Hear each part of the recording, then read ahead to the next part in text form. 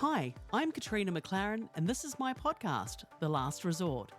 In this series, I'll be talking about our journey and the restoration of Casa Nova House, a stately heritage-listed mansion built in 1861, located in the small town of Oamaru in the South Island of New Zealand. This is a story of how we changed our entire lives, trusted our gut, and took a leap of faith to live our dream. Well, welcome back to the Last Resort podcast. We're at episode 7, Lagoon Fish and Flying Saucers.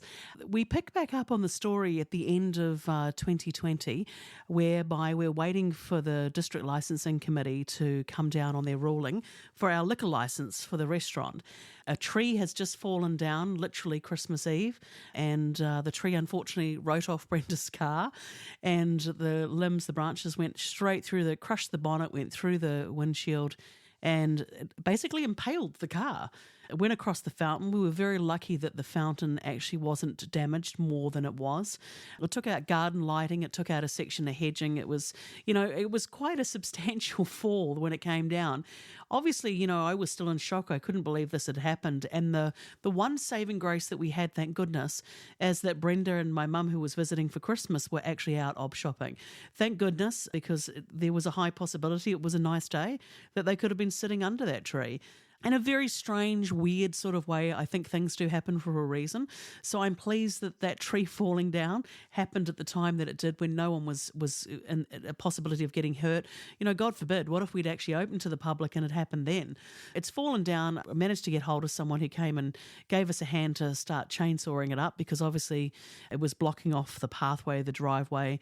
So we needed to get it cleared pretty quickly, as much as we could anyway, so that we could sort of go into the holiday period and still be able to access the driveway and get the other car out and so forth. It was a little bit of a bummer though, because Mum had intended to use Brenda's car to go on a little bit of a tiki tour around the South Island. So we were rushing around trying to find a hire car in Oamaru, which luckily we actually were able to do. But it was all these sort of extra things that were sort of happening, that at the time when, we were really sort of struggling to see a light at the end of the tunnel. It sort of seemed like we'd climb over one hurdle and then another 10 would appear. And, you hear that story all the time about taking step forwards, but actually going back. For us, it felt like we were just crawling and we just couldn't get through it. But we were getting through it slowly, but we were achieving things. Things were still happening in the background. Whilst, we were still waiting for the liquor license, we had actually been promised by the chairman of the DLC that they would have an answer down by Christmas. By the time the tree fell down and we still didn't have an answer, we knew that wasn't going to happen. So at this point, we're sort of going into Christmas thinking, right, we've got to sort the tree out. That's another problem we've got to solve, because now we need to also, what are we going to put in its place? We need to open, and the property needs to look intact and presented well. And we also knew then at this point, okay, we've missed the whole Christmas party season, and the rate we're going to miss summer. We were sort of going into that period thinking, right, well, what are we going to do? The possibility of deriving that income has now gone. That's out the window. And now we've got a whole other problem we've got to deal with dealing with insurance companies and trying to figure out, Brenda's car, the damage to the actual property, what we were going to replace it with, and what that was going to look like. So at this point, we're thinking very, very unlikely that we're going to be able to open in January for the restaurant. So we're starting to pivot back round, and we're looking at the bed and breakfast thinking, well, it's sitting there now. It is ready to go. Maybe we'll go on this first. But at this point, I think emotionally we were so drained. We just wanted to have a nice Christmas, sort of get through that day without anything else happening to us. It kind of did seem like literally things were falling from the sky.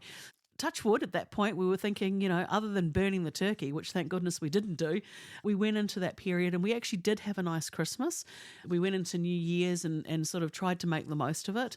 We went out in the high town of Oamaru on New Year's Eve. Brenda took me to the Oamaru Club, which was an absolute experience. Lovely club. There's quite a few different things that happen around Oamaru on New Year's Eve. So it was interesting just to wander around and get to share that with my mum and her partner as well, to show them parts of why we fell in love with Oamaru and why we were living. All they're hearing is a constant battle.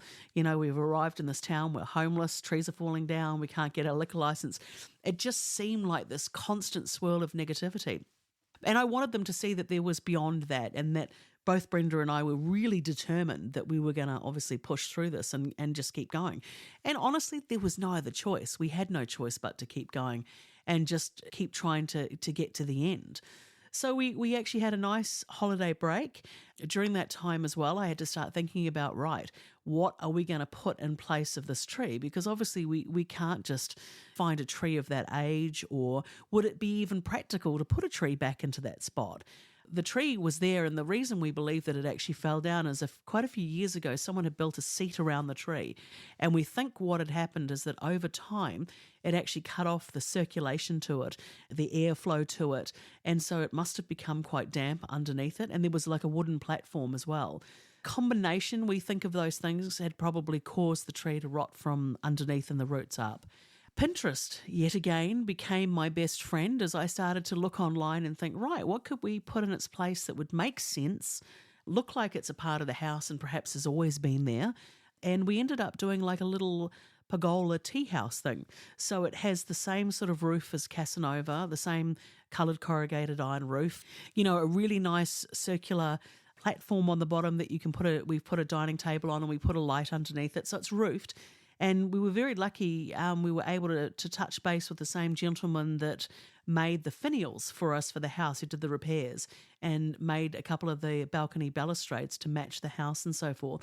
So he made us another handcrafted finial to go on top of this. It ended up being like a miniature version of the house as such. And in some ways, it's more fitting that be near the house than probably the tree, and safer. And also outside, there's a practical element too. What a great place to go and sit and have a cup of tea if you're an in-house guest or you're dining with us in the restaurant. Every cloud has a silver lining. But the biggest problem with that is, yet again, it's time, it's insurance. Dealing with the insurance company, waiting for an assessor to come down from Christchurch, and then the quotes that have to be sought, and then second-guessing the quotes, and then, oh gosh, it actually did go on for quite a period of time. We powered on and got things fixed and replaced and repaired and established because we had to. We needed to be able to be ready to open. That was sort of over sitting in one corner, working on and getting the builders to build that, straightening up the footpath. And of course, we had to bring the electrician back in to fix the garden lighting that it took out. Luckily, the cabling wasn't too bad, but the lights were sort of had it. We had to replace those. So there was, unfortunately, it wasn't just a case of one thing to be repaired. It was a domino effect. And also Brenda's car. Brenda's car was written off. The insurance company made the decision along with us that it honestly wasn't worth salvaging. So we needed to get a replacement vehicle for Brenda. All these little things are tickling on, and we're sort of getting to mid-January, and I'm hounding liquor licensing too, saying, right, where is this license? What is the outcome? What is the decision, please? We need to get this up. And the other thing is that as a part of getting the restaurant up, whilst we had started to buy in the dry goods, we'd also bought in the alcohol. So things were sitting on site waiting to go. We couldn't do all the intricacies of the menu, obviously, because that would just be crazy to do that until we knew that we actually had an official opening date. But the worst part about the whole scenario was not just that we were losing time with liquor licensing, but we couldn't promote the restaurant. We couldn't do anything for advertising for it because we didn't know when we were going to open.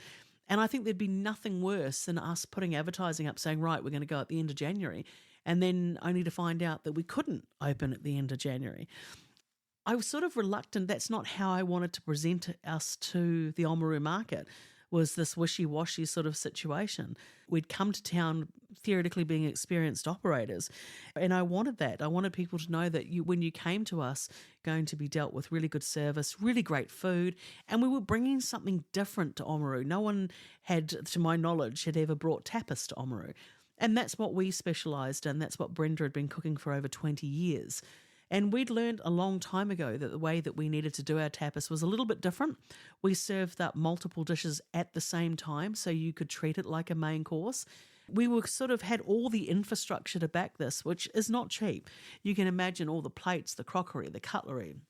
The wine list itself, I'd spent well over a month researching the previous months, trying to get everything organised because I did want it to have a mix of local product as well as other product from around New Zealand.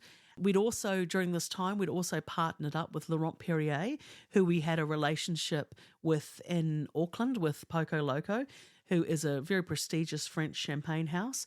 So we, along with Laurent, decided that we would be an exclusive arm for them in Oamaru, so that we would only sell their French champagne.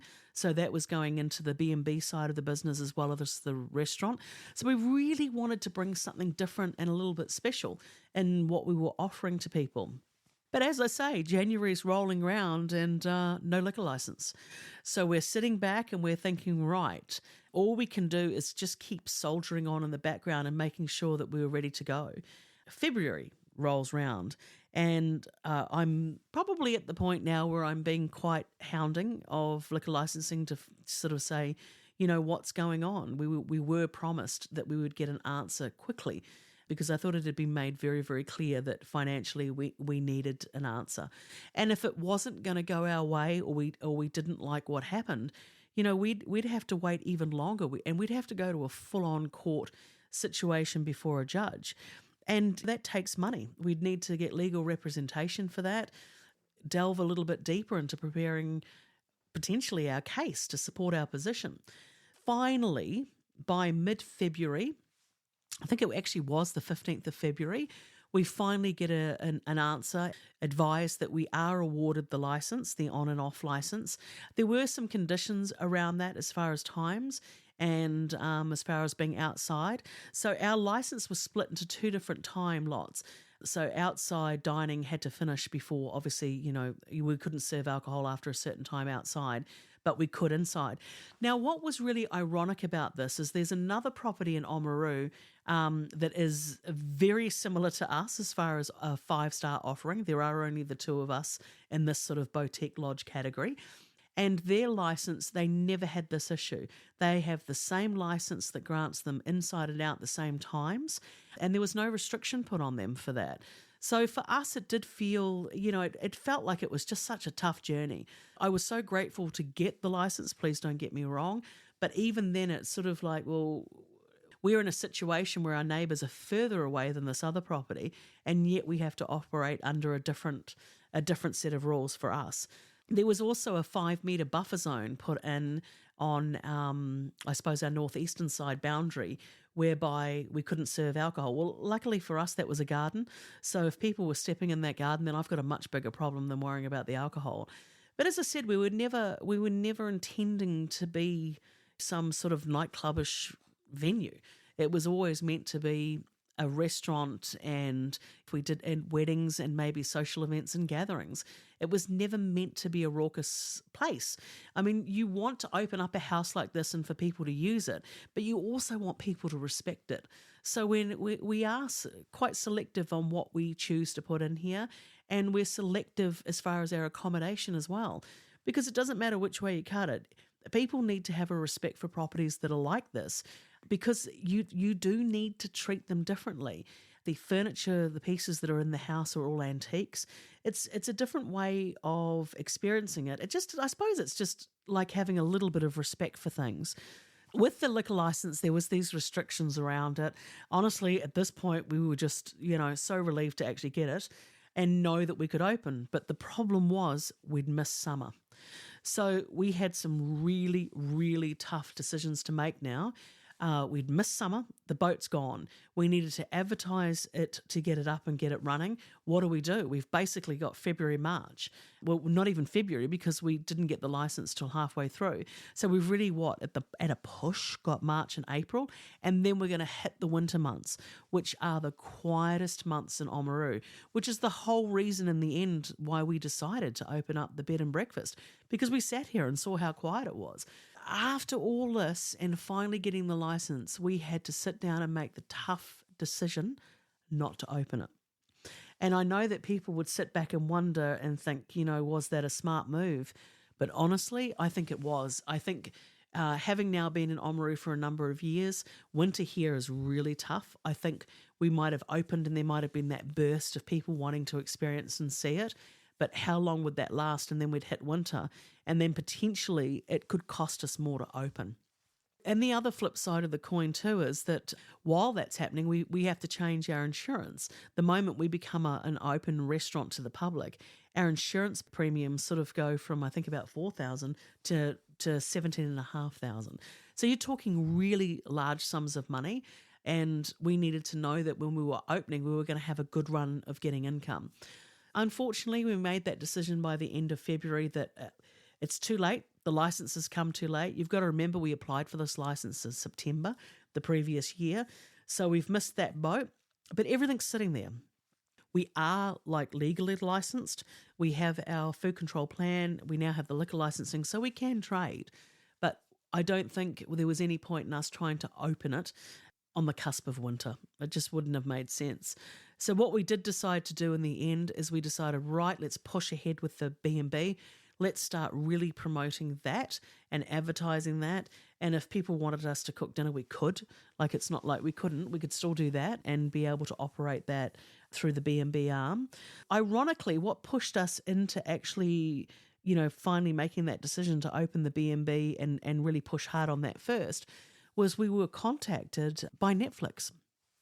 Netflix were in town scouting for sites for accommodation for a movie that was coming to town that was going to be filming in Dunedin and also in the Victorian precinct of Oamaru. So a couple of scouts came through and they came through and looked at the property. They fell in love with the upstairs and what we'd done as far as the decor, and they thought it would be a perfect fit for the star who was also the producer of this movie, who was travelling with family as well. Ironically, after everything, our first actual booking at Casa Nova House was Netflix. I think that's amazing to even think that was quite incredible. They were here for over a week. They did a lot of night shoot filming, but they did have a private dinner that was here with the director and so forth as well. So we did sort of get to cut our teeth a little bit on that, and it was great to finally share the house with someone and with people and sort of say, this is what we've done. And they were such lovely people. I don't think it's any secret anymore. It was the filming was for the royal treatment. And the star was very gracious and did some social media photos with us and also left us the most delightful, lovely handwritten card as well. From the B&B side of things, it was a really nice way to kick off that journey. And you know what? To have income. What was this? This was like a foreign concept. Someone's actually paying us instead of the money running out the door the other way. So that was really wonderful as well. First comments that we got from our guests, they loved the bold wallpapers and the decor and really loved the showers.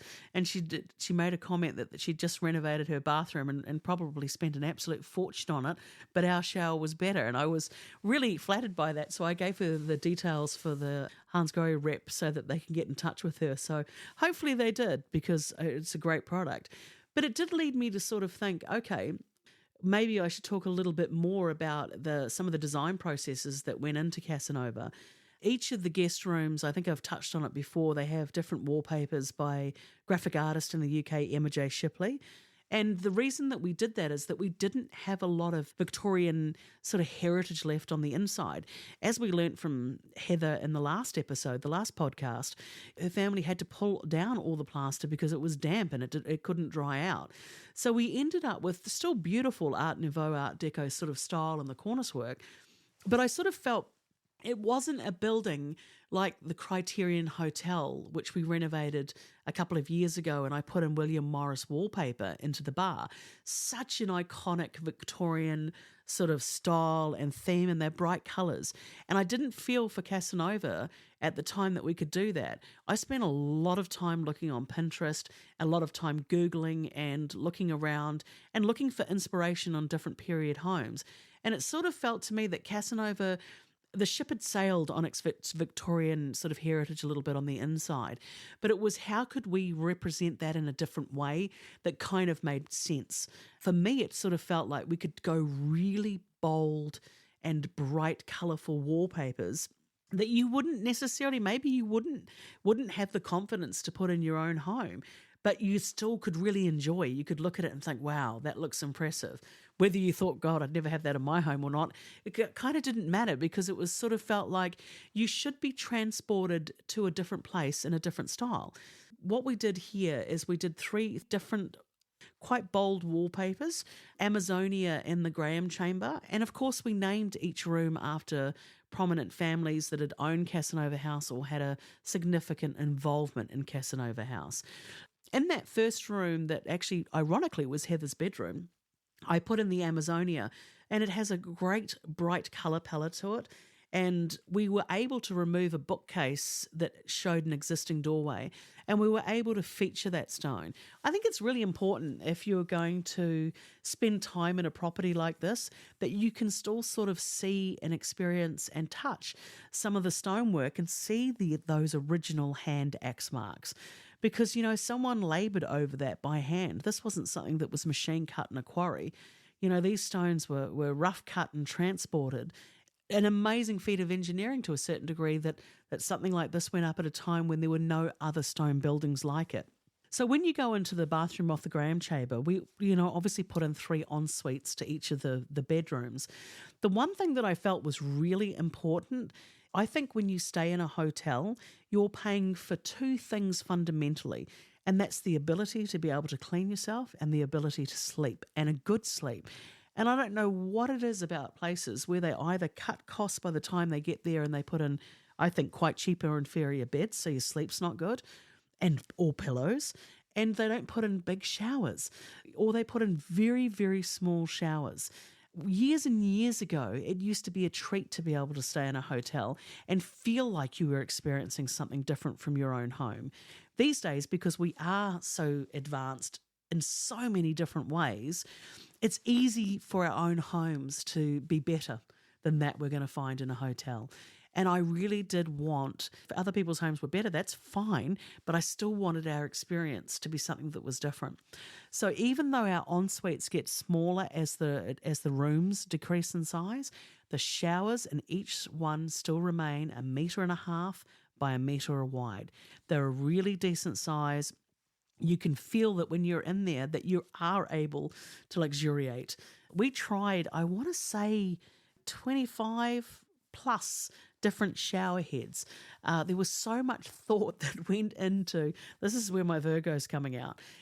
I really do believe anything you do in business and in life, it is really about the detail, and it's the intention to detail.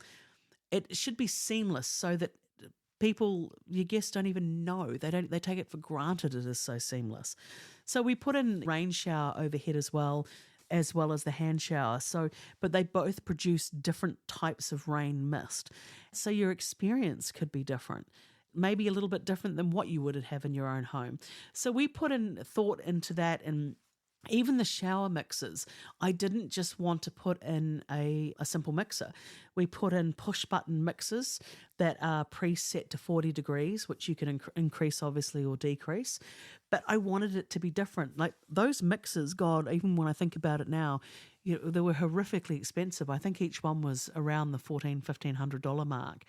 But in my mind, it really was money well spent, because this sort of detail you don't necessarily see every single day of the week, and it will last. We wanted really nice tiled showers, and we were lucky enough that we were able to also find a pattern that I think needed to be sort of bold and something a little bit different once again. I didn't necessarily want it to be the traditional Victorian subway tiles. Ironically, I do have those in our main bathroom because I still felt it needed to be somewhere in the house. But in the guest bathrooms, I wanted it to be have a little bit more flourish as such. So the tiles that have gone in, are a mix of blues and whites, and on the floor there's a pattern of black and white. The combination together is probably a little bit different, but it works. And in the centre of each shower, we had a local company here that was able to etch into the tile for us the Casa Nova house logo. It's kind of in a weird way, I wanted it to kind of be like the Ritz of Oamaru. That means expect the unexpected. So when it's not something that you would see straight away, but when you're in the shower, you sort of look and think, oh, well, what a pleasant surprise. That's great. How cool's that? And I think when you create those sort of memories, the emotion, you're creating those memories, and those are the things you'll remember. The other thing that I felt was important for the bathrooms as well, in each ensuite, one thing I hate whenever I stay at a hotel is if you have nowhere to put your toilet bag. So I wanted to put in full-size vanities into each ensuite with drawers so that you could have the space, to store the hairdryer and to store your toiletries. You're not having to feel like you're putting things on the floor or anything like that. That's what I mean. You've got to step out of it to a certain degree and look at it as the end user. What is the end user experience for this room? How are they going to see it? Because it can be very different to what you're doing as far as when you're outlaying the cost for it. There is a tendency of us wanting to, okay, where can we save, and and all that side of things. And when you do that, you can lose the whole point of what you're trying to achieve. Whenever I'd get a little carried away, I would actually stop and step into the shoes of a guest and stop and think, right, how are they seeing this? So those sort of little things, like even the minibar, when you stay somewhere, especially like a bed and breakfast experience, we wanted it to be more like a hotel rather than that you felt that you had to be in communal spaces with everyone. Each room has its own minibar and an ability to make its own tea and coffee. And we also put in like a very small guest kitchenette upstairs with an instant hot water boiling tap. So if you did want to go out and just make a cup of tea that way, you could. But if you didn't want to leave your room, you didn't have to. The other thing is, when you talk about little things like detail, there's nothing worse the older I get. My eyesight is not as good as it used to be. I do like a big television. In each of the bedrooms, there are big, 55-inch televisions as well. They're all flat screens and smart televisions. I think people want the ability these days to be able to stream and to watch what they want to watch on demand when they want to watch it. Each of the rooms were sort of all Wi-Fi enabled as well. That side of it, I think, is a really important from a traveller point of view. A lot of these days, people are working on the go, especially if you're doing a big overseas trip and you might be doing a tour of New Zealand that's lasting for up to a month or longer. People need to be able to be in contact with their loved ones and be able to be responding to emails and keeping on top of things. All these types of little detail things that went into the room I felt was really important. Even down to the handles, the door handles on the minibars. The colour scheme is tied in to match with everything else.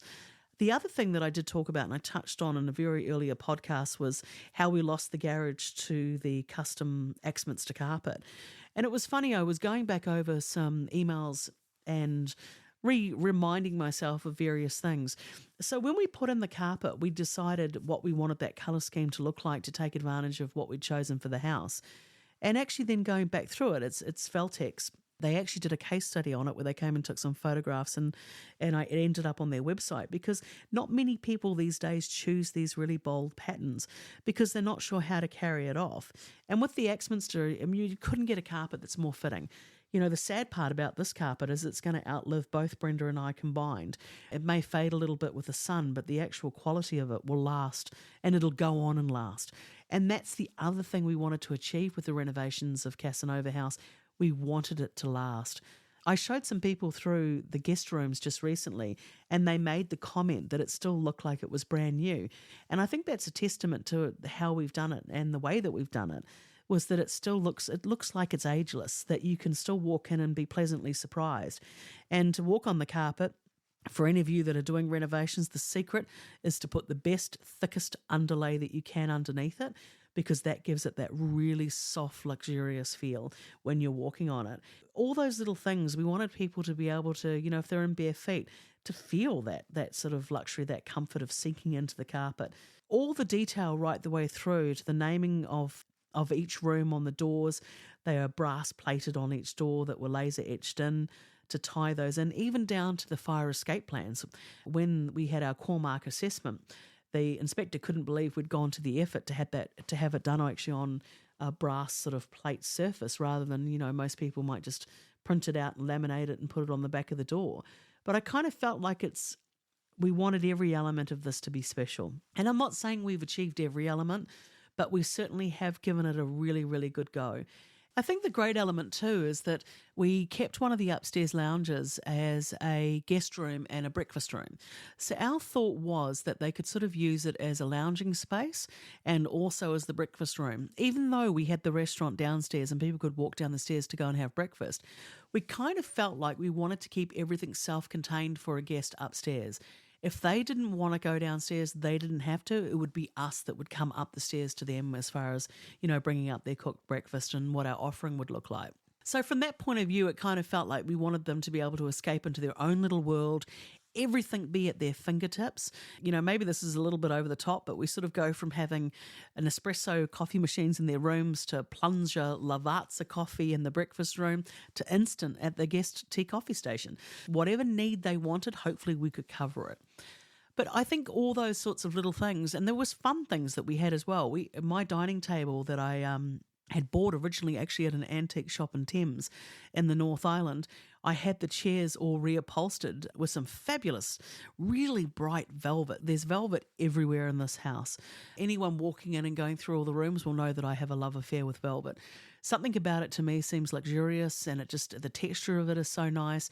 And it also, on the windows, covers a couple of things. With the thermal backing and with our windows being as old as they are, it really does help to also keep the heat in.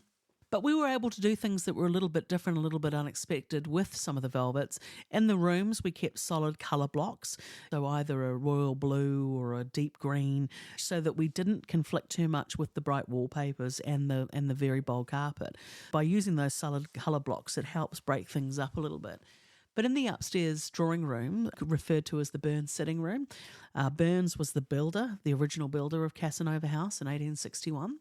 So we felt like he should be featured because he had such a role to play in the house. But I think it's important to create areas that people feel comfortable enough to use. It's one thing to open up your home for people to come in and stay with you, but you also want them to feel like you want them to be there.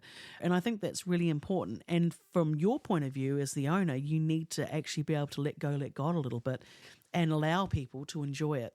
Because that's the other hard thing as well, is that when you've put so much of your heart and soul into things, you have a tendency to sort of, oh, please don't do that. So you need to sort of reel that in and realize that, you know what, you've got to let go, let God, open it up, let people enjoy it. And then the more relaxed you become, the more you actually enjoy it.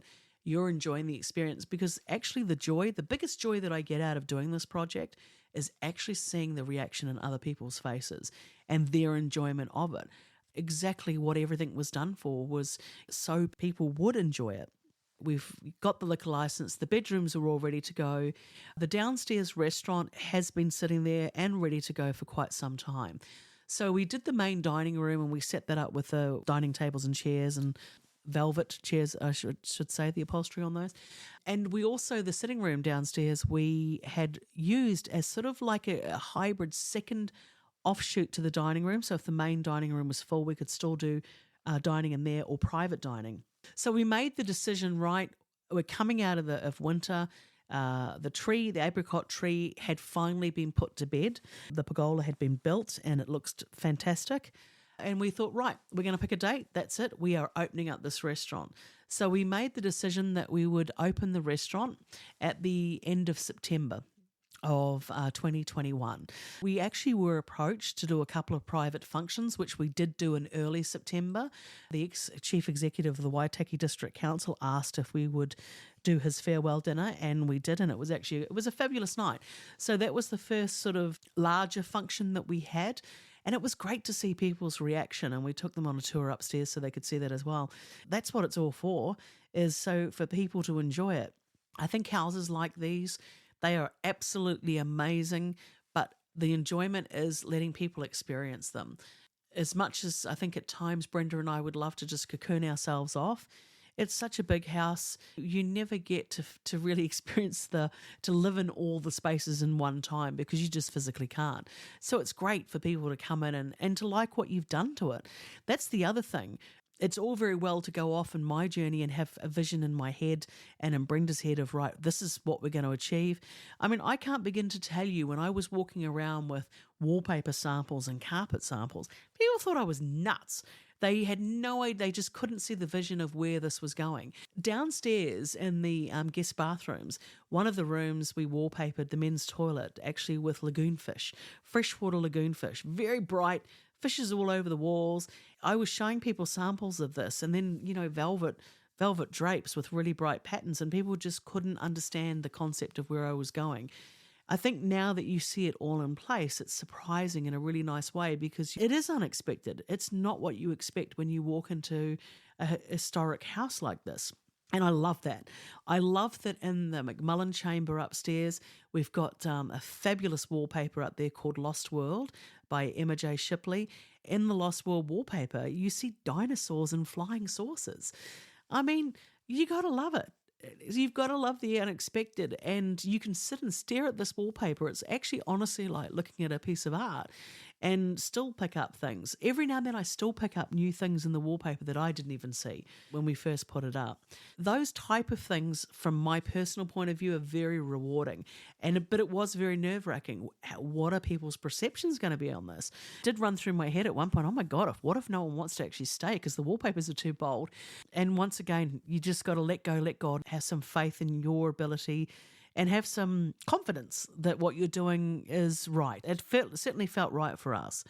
All of this is happening. We make the decision. We're opening the restaurant. We've done a couple of private functions, and we were very, very fortunate on the opening night of Restaurant 1861 that the Graham's family, the whole family, actually came in and had dinner, and Stuart played the bagpipes, which was, I think, really quite special, and he piped it upstairs as well. All these little things just help make you feel a part of a much larger picture and community. And it was wonderful to bring a different type of dining technique and style to Oamaru with the tapas and the way that we did the tapas. So for the next sort of year or so, I'm in the kitchen with Brenda. How we didn't have a divorce over that, who knows? But actually, we got into a really great pattern, and it was really interesting to see that as a team, what we could produce. And people just weren't used to having this type of food. It was wonderful to be able to open it up and experience it. And of course, then we had the next round of joys, trying to find consistent staff and staff that wanted to stay in Oamaru. But it did kind of feel like we were finally turning a corner by the end of 2021. Both the restaurant and the bed and breakfast are up and running. The bed and breakfast, it's interesting, that has taken a lot longer to sort of cement, I think, and that's purely because you need to have an online presence. And like a restaurant, it really does take a couple of years for it to really sink in and become a part of people's mindsets. The biggest thing for that, to achieve that too, is when you've got guest reviews. So it's a little bit of a catch-22. You need more people to stay to hopefully enjoy it and write a good review, and then your rankings to go up and Google and so forth. You know, we were also trying to be smart about being smart operators. From the B&B side of things, though we only have 3 rooms, we did go down the path of making sure that we were using hospitality software and that we had a proper software system that we could link in with things like Booking.com and Expedia. And they come with their own set of interesting scenarios that happen, especially when it comes around with fraud. But we needed a mechanism so we could never make a mistake of accidentally double selling a room, and that we could start to really forward think about our marketing. So by the time we got everything open, our next big journey for this property was, okay, we've now got it open, but how do we put people in it? Because couldn't really promo the restaurant because we didn't know what was happening with the liquor license to begin with. Once we set a date, we were able to start pushing on social media and say, right, this is when we're going, this is what we're going to do, and start putting food shots up. And it was great that we had those couple of private functions, because that also enabled us to have some fabulous food shots. And that's the other big thing with social media. You need stock imagery. You need to have something to push in a story. The one thing about food with restaurants and cafes or anything style of hospitality like that, food images are like porn. You need food porn for the soul. It needs to look fabulous. The imagery needs to look great. And people do eat with their eyes. Whatever you're putting out there needs to be a really good representation on what you're producing. And tasty. Tapas is simple peasant food, but full of flavour. The next big journey for us is, okay, we've finally got this open. We're feeling good about it. You know, touch wood, nothing else has fallen down from the trees or the sky on us at this point. Now we just need to hunker down and how do we promo it, and how do we actually try and make this business a success while we're bouncing around in a COVID situation and the tail end of that, and we've still got the restaurant in Auckland. How do we move it forward and how do we progress it? And that's for the next episode. To see Casa Nova House, go to our website www.casanovahouse.co.nz or check us out on Facebook or Instagram. You've been listening to the Last Resort podcast with Katrina McLaren.